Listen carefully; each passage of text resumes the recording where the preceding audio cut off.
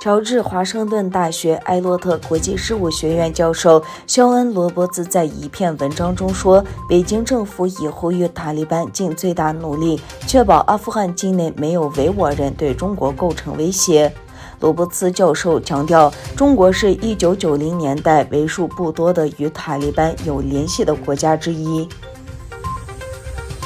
美国总统乔拜登、朝鲜事务特使金星荣周一在访问韩国期间表示，美国对平壤没有敌意，对任何时间和任何地点举行会晤均持开放态度。金星荣于周六抵达首尔，进行为期4天的访问。俄罗斯新闻社周一引述俄驻德黑兰大使报道称，俄罗斯、伊朗以及中国将在2021年底至2022年初在波斯湾举行海上联合军演。报道引述大使的话称，这次演习将侧重运输安全和打击海盗，3个国家都将派出军舰参与。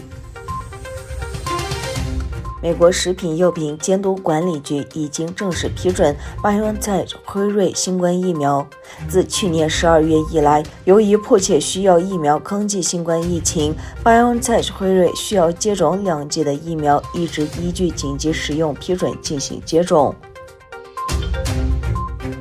俄罗斯联邦安全局报告说，他拘留了一名乌克兰公民，理由是收集有关俄罗斯武器的信息。根据俄罗斯联邦安全局的说法，一名乌克兰公民在俄罗斯突拉市在收集有关现代武器模型的信息时被当场抓获。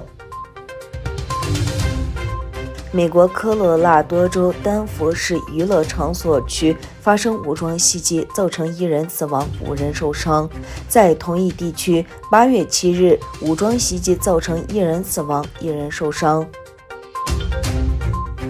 伊朗外交部发言人赛伊德·哈迪布扎德表示，伊朗正密切关注阿富汗最新事态发展，并与各方保持接触，但现阶段不会正式承认塔利班。